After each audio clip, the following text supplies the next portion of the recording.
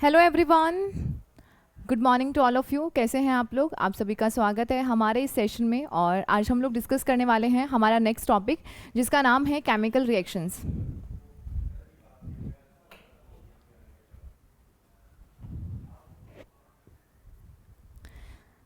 Last session में हम लोगों ने बात की थी केमिकल और फिजिकल चेंजेस क्या होते हैं, यानी कि भौतिक और रासायनिक परिवर्तन क्या होते हैं। उनके क्वेश्चंस आपको कल मिल जाएंगे, कल के सेशन में, या फिर जैसे ये आपका टॉपिक कंप्लीट हो जाता है तो हम लोग इनके क्वेश्चंस कर लेंगे। ठीक है, तो आज का आपका टॉपिक है केमिकल रिएक्शंस। आप जो केमिकल चेंजेस पढ़ रहे थे, एक्चुअली वो आपको कहाँ देखने को मिलते हैं? इन रिएक्शंस में ही देखने को मिलते हैं। ठीक है, तो केमिकल रिएक्शंस क्या होती हैं कि जब भी आप दो चीज़ों को मिलाते हैं, आपने जो भी रिएक्टेंट लिए, यहाँ पे थोड़ी सी बातें समझिएगा कि मैं आपको क्या कहना चाह रही हूँ। देखिएगा, जब भी हम रिएक्शन करवाएंगे तो हम कुछ रिएक्टेंट लेंगे, यानी कि अभिकारक। तो आपको यहाँ पे क्या मिलता है? अभिकारक। यानी कि मान लीजिएगा A प्लस बी, तो A प्लस बी क्या? ये आपके रिएक्टेंट हैं, यानी कि ये क्या है? ये है अभिकारक। तो जब आप इनकी रिएक्शन करवाओगे तो आपको क्या मिलेगा? कोई प्रोडक्ट मिलेगा, कोई नई चीज़ मिलेगी, तो उसे आप कहते हैं उत्पाद, यानी कि आप उसे कहते हैं प्रोडक्ट। ये भी अक्सर एग्जाम में पूछ लिया जाता है। और ये क्या है? तो ये है आपका, एक मिनट, ठीक है, और ये है आपका रिएक्टेंट। डन। ये है अभिकारक, और जब आप दो अभिकारक को मिलाते हैं तो आपको क्या मिलता है? एक प्रोडक्ट मिलता है, जिसे आप कहते हैं उत्पाद कहते हैं। अब इसके अंदर एक कंडीशन होती है कि जब आप इन अभिकारकों को लेते हैं तो इनसे जो प्रोडक्ट बनता है, यानी कि जब आपने इन दोनों को लिया तो इसकी कुछ प्रॉपर्टीज होंगी, इनकी कुछ विशेषताएं होंगी।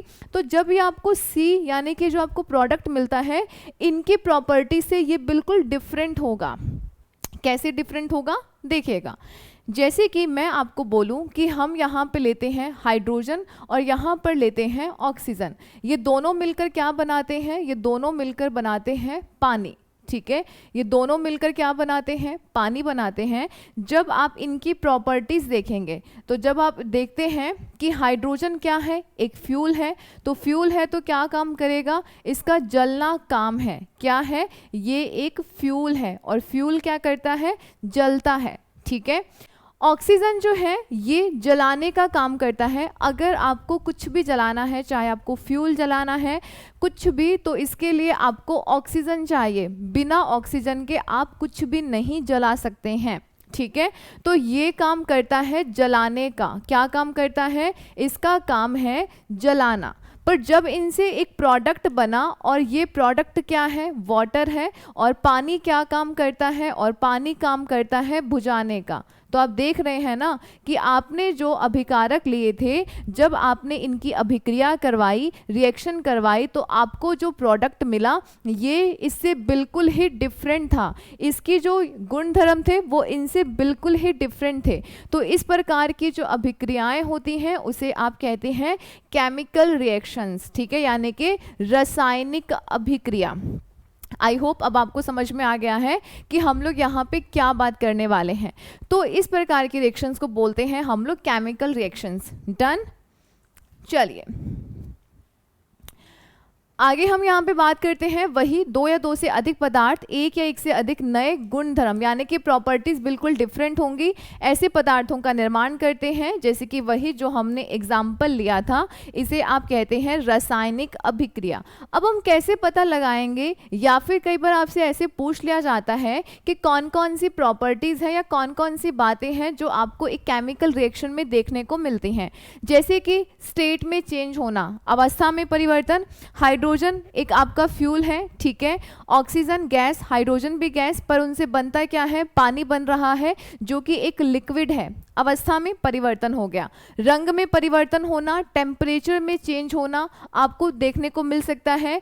कोई किसी न किसी गैस का उत्सर्जन हो सकता है, ध्वनि या प्रकाश की उत्पत्ति हो सकती है, और उसका जो स्मेल है या ऑर्डर है उसके अंदर आपको चेंज देखने को मिलेगा। अब ऐसा नहीं है कि सारी की सारी रिएक्शंस में सब कुछ मिलेगा, मतलब कि किसी न किसी रिएक्शंस में आपको ये कुछ चीज़ें देखने को मिलेंगी। ठीक है। तो जैसे जैसे हम लोग एग्जांपल्स करेंगे तो मैं आपको बताती जाऊंगी। देखो यहाँ पे गैस निकल रही है, तो ये कौन सा चेंज है, केमिकल चेंज है। क्लियर। तो ये सारी बातें आप ध्यान रखिएगा, ये आपसे एग्जाम में देके पूछ सकता है कि ये केमिकल रिएक्शंस की विशेषताएं हैं, कैरेक्टरिस्टिक्स हैं, या फिर फिजिकल चेंज के कैरेक्टरिस्टिक्स हैं। क्लियर। फिजिकल चेंज में क्या हो रहा था, केवल स्टेट में चेंज हो रहा था, केवल उसके जो फिजिकल भौतिक गुण हैं आप जो बाहर से देखते थे उसमें परिवर्तन हो रहा था, परंतु जो उसका केमिकल कॉम्पोजिशन था यानी कि उसके जो रासायनिक गुण थे वो एज इट इज रह रहे थे। डन। देखिएगा आगे चलते हैं। डेली लाइफ में हमें बहुत सारी रिएक्शंस देखने को मिलती हैं, जैसे आपके फूड का डाइजेशन होता है, आपके पेट में, आपके शरीर में जो पाचन की क्रिया होती है वो रासायनिक अभिक्रिया है। आप जो सांस लेते हैं, श्वसन की क्रिया हो रही है, वो भी रासायनिक क्रिया है। लोहे पर जंग लगना देखते रहते हैं ना। अब हमारे भी इधर क्या है कि हमारे काम वाले वो गेट पे डेली पानी पानी, ठीक है, एक्चुअली पेंट करवा रखा है, उसके बावजूद भी अगर उसके ऊपर डेली पानी जाएगा तो उसको नीचे से जंग लगने लग गई। ठीक है। तो हुआ क्या कि अगर आप किसी लोहे पर कंटिन्यूअसली आप उसको ऐसे नमी वाले एरिया में रखेंगे जहाँ पे एयर में नमी है, या कंटिन्यूअसली अगर आप उसके ऊपर एक दिन छोड़ के पानी डाल रहे हैं तो उसके ऊपर जंग लग जाएगी। ठीक है। लंबा प्रोसीजर होता है, ऐसा नहीं कि 1-2 दिन में लगेगा। अगर आप सही से केयर नहीं करोगे तो ये रिएक्शंस आपको देखने को मिलती हैं, जैसे कि लोहे पर जंग लगना, ठीक है, दही का बनना। तो ये सारे जो रिएक्शंस हैं ये कैसी हैं, तो ये सारी रिएक्शंस हैं केमिकल रिएक्शंस। डन। तो ये आप ध्यान रखिएगा। अब बात करते हैं रिएक्टेंट और प्रोडक्ट क्या होते हैं। जैसे कि मैंने आपको बताया था ना, जैसे कि हम लोगों ने बात करी थी, ये आपका हाइड्रोजन है, ये आपका ऑक्सीजन है, क्या बनाता है, तो ये आपका पानी बनाता है। तो ध्यान रखिएगा कि ये तो है रिएक्टेंट, ये क्या है, तो ये तो है आपके रिएक्टेंट है यानी कि अभिकारक, और ये आपको क्या मिला है, ये आपको मिला है प्रोडक्ट। डन। आई थिंक बहुत सिंपल सी बातें हैं, देख लीजिएगा इस तरीके से, ये आपकी रिएक्टेंट है और पानी जो मिल रहा है ये आपका प्रोडक्ट है। दोनों गैसीय स्टेट में थे, बट जब इसका प्रोडक्ट मिला वो कैसा है, लिक्विड। तो क्या हो रहा है, स्टेट में चेंज हो रहा है, अवस्था में परिवर्तन हो रहा है। डन। और इनकी प्रॉपर्टीज भी बिल्कुल डिफरेंट है। आगे चलते हैं। बहुत सारे टाइप्स हैं केमिकल रिएक्शंस के, बट आपके क्वेश्चंस कहाँ से बनते हैं वो सब चीज़ें हम साथ साथ में डिस्कस करते रहेंगे। सबसे पहले बात करते हैं हम लोग कॉम्बिनेशन रिएक्शन यानी कि संयोजन अभिक्रिया। जब 2 या 2 से अधिक प्रोडक्ट मिलेंगे, एक सिंगल बनाएगा, तो उसे कहते हैं संयोजन यानी कि मिलना। ठीक है। सेकेंड हम डिस्कस करेंगे वियोजन यानी कि अपघटन। अपघटन का मतलब होता है जस्ट टूटना, ब्रेक करना। ठीक है। थर्ड है विस्थापन। विस्थापन में होगा किसी चीज को विस्थापित कर देना, उसको उसकी जगह से हटा देना, डिस्प्लेस कर देना। नेक्स्ट है आपका रीअरेंज रिएक्शन। ठीक है। रीअरेंज, आपके जो भी केमिकल कंपाउंड्स हैं उनको रीअरेंज कर देना। देखेंगे किस टाइप की रिएक्शंस को हम रीअरेंजमेंट रिएक्शंस कहते हैं।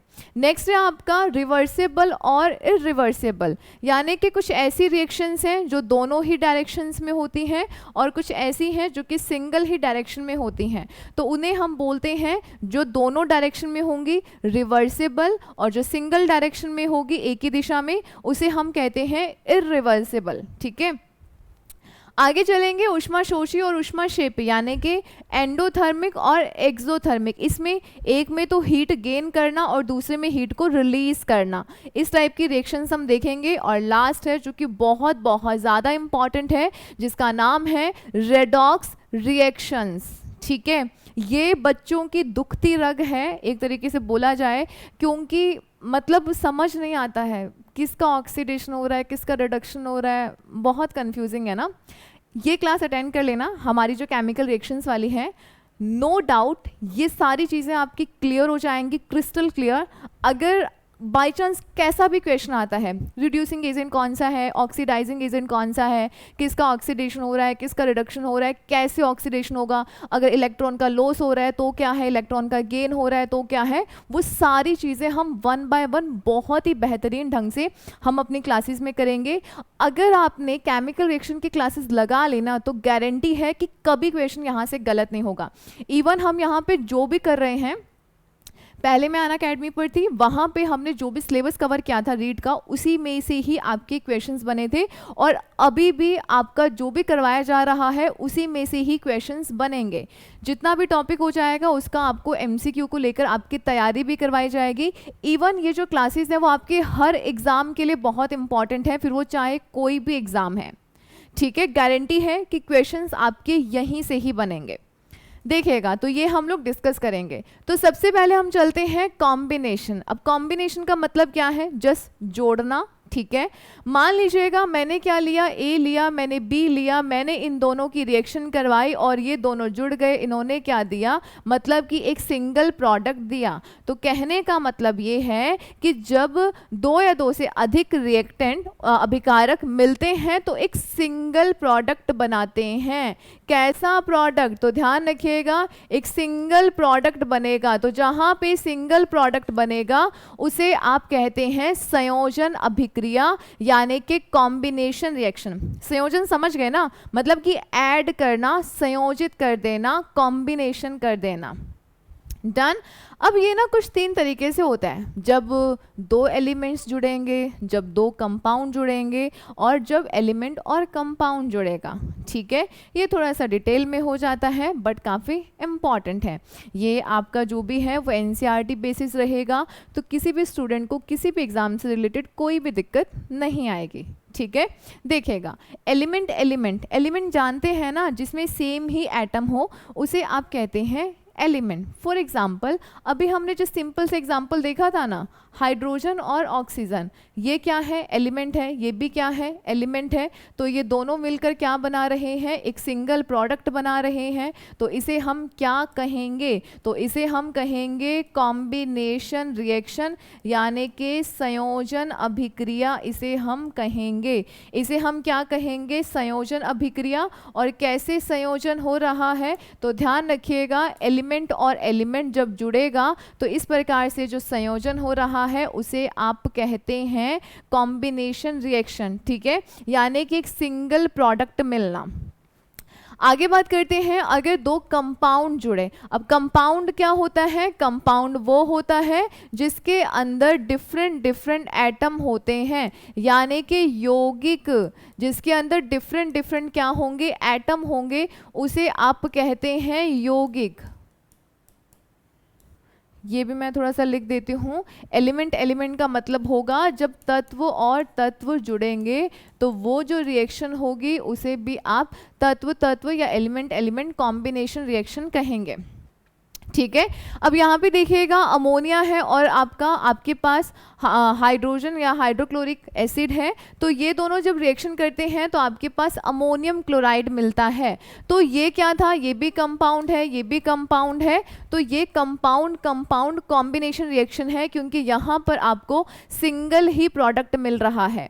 नेक्स्ट बात करते हैं कैल्शियम ऑक्साइड, और ये कौन सा है? आपका कार्बन डाइऑक्साइड। तो ये जब मिलता है तो बनाता है कैल्शियम कार्बोनेट, सिंगल प्रोडक्ट। और कैसे जुड़ रहे हैं? Compound compound. आई होप ये सारी बातें आपके समझ में आ गई हैं। अगर आपको ये सेशन अच्छा लग रहा है तो आप इसे लाइक और शेयर ज़रूर करें, चैनल को सब्सक्राइब कर लें, अपना फीडबैक हमारे कमेंट सेक्शन में ज़रूर दें, और सब्सक्राइब करना बिल्कुल नहीं भूलना है, ठीक है। बेल आइकन को प्रेस कर दीजिएगा, जब भी क्लासेस होंगी उसका नोटिफिकेशन आपको मिल जाएगा।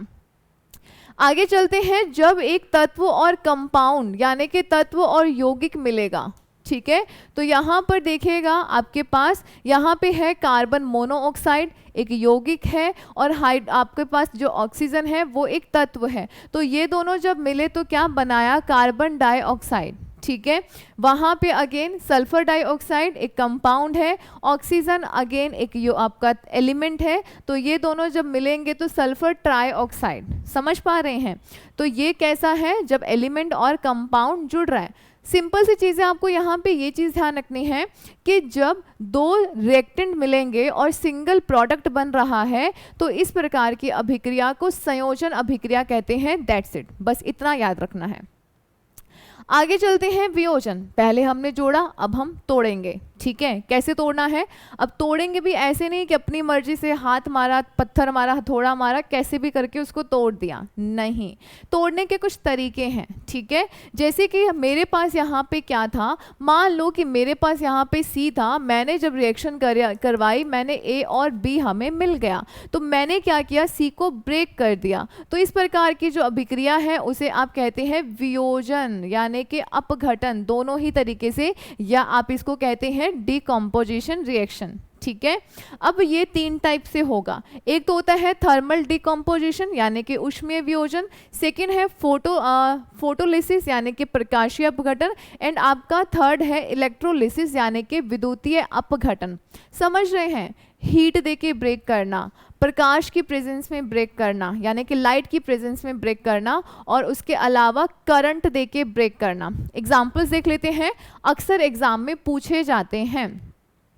ऊष्मीय वियोजन यानी कि अभी हमें क्या करना है, हीट देनी है और इसको तोड़ना है। देख रहे हो क्या, कैल्शियम कार्बोनेट है, कैल्शियम कार्बोनेट है। जब आप यहाँ पर हीट देते हैं यानी कि जब आप इस पे ऊष्मा देंगे, इसको गर्म करेंगे, तो ये आपका कैल्शियम ऑक्साइड और कार्बन डाइऑक्साइड में टूट जाता है, ठीक है। तो ये इसमें आपका टूट जाएगा। इसे आप क्या कहते हैं, इसे आप कहते हैं लाइमस्टोन, यानी कि आप इसे कहते हैं चूना पत्थर। क्या कहते हैं? चूना पत्थर कहते हैं। और ये है आपका क्विक लाइम, आप इसे एक और नाम से भी जानते हैं, और ये नाम है इसका बिना भुजा चूना। बिना भुजा चूना अगर पूछा जाए किसे कहते हैं, तो ध्यान रखिएगा, हम कहते हैं कैल्शियम ऑक्साइड को। अगर आपसे पूछा जाता कि ये क्या है, कैल्शियम ऑक्साइड क्या है, तो ये है स्लेक्ड लाइम, यानी कि आप इसे बोलेंगे क्या, भुजा हुआ चूना।